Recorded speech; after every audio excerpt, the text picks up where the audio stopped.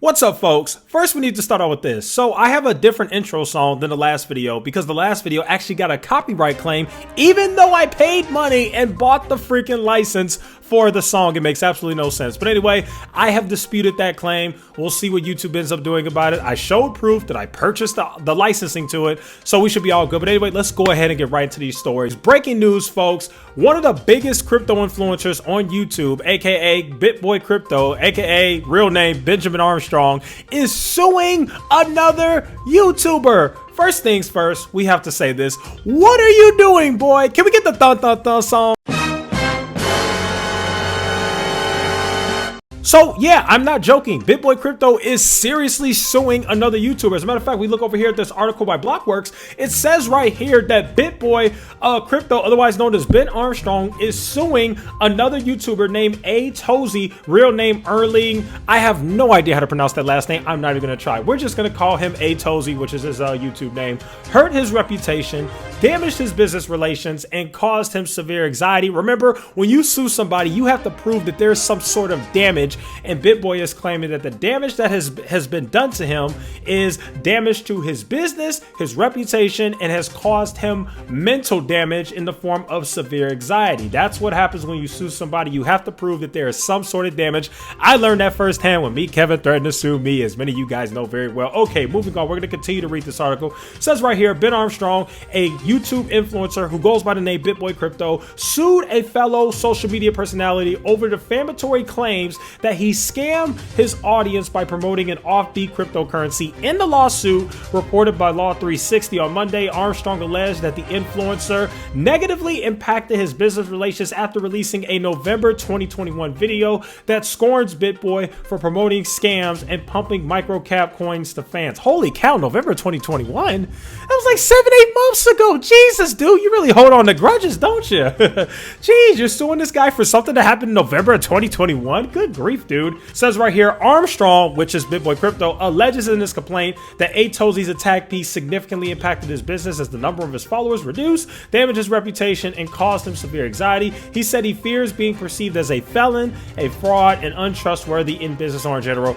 Now, you guys know, just as I know, that our BS meter is going off the charts here. I'm calling BS on this. Flag on the play.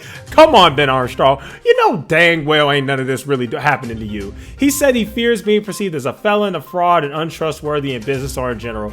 Dude, stop it. You know dang well that's not the truth, but I get it. For lawsuit purposes, you have to say that, oh, your feelings are hurt and your business is being damaged and you're being destroyed as a person and blah, blah, blah. Ben, what you're doing is wrong. Stop suing other YouTubers for calling you out and having an opinion. It doesn't matter, dude. You're a public figure. You're going to get all kinds of people who are going to say things about you. My question is, what are you going to do if TMZ or one of these other big news sites comes out and says something about you? What are you going to sue them too? Didn't CNBC actually just write an entire article about you? Are you going to sue them too? Come on, Ben. Absolute insanity. Let's go ahead and get on to this next story. The next story we have on the list is there is now a rumor that FTX is going to buy Robinhood. Now, I know we're revisiting something that we've already known because FTX already owns a pretty decent stake in Robinhood, and it's already been alleged that FTX will eventually buy Robinhood. But let me show you guys something. So what happened, what's got everybody thinking that FTX is probably going to buy Robinhood is because of this tweet that they released today. It says right here under FTX official, excited that FTX will have some new options for traders to use very soon.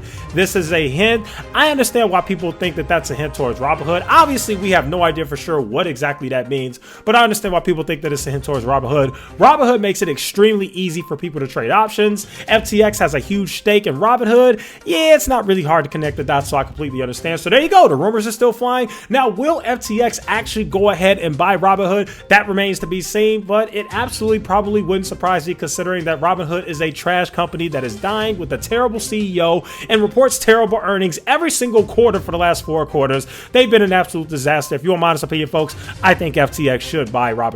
Put that trash company out of their misery and just buy them up and do what you need to do with them. Okay, moving on to the next story. All right, folks, we need to talk about Chamath Palihapitiya, the guy who once was known as the king of SPACs in 2021. Now, Bloomberg actually just came out with a little bit of a hit piece on the guy, and if you want my honest opinion, it was very well deserved. So here's what's going on.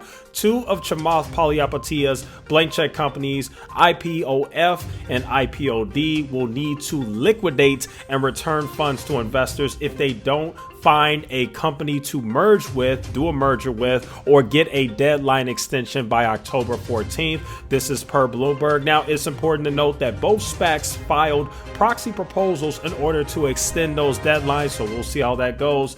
And it's also important to understand that SPACs actually make up a huge chunk of Chamath Palihapitiya's portfolio, and the decline of them has definitely put a significant dent on that man's net worth. Now, it's also important to understand, this is actually really funny, I didn't know this, but I just recently found this out.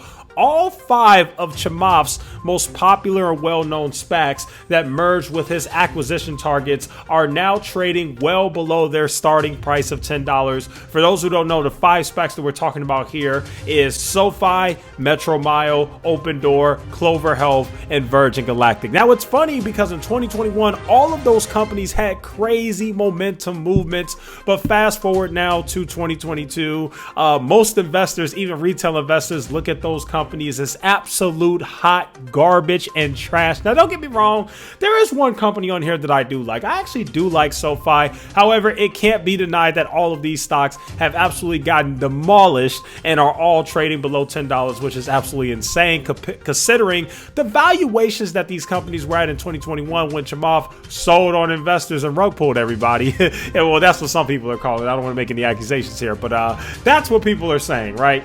And yeah, so you got that. Now, it's also important to remember that the SEC is also going after SPACs as well. So things are definitely not looking good for the self-proclaimed SPAC king. And there you guys have it. That'll go ahead and conclude today's video. Thank you guys so much for watching. Feel free to like, share, subscribe, and I will see you guys in the next one. Trust me, I will be back with more.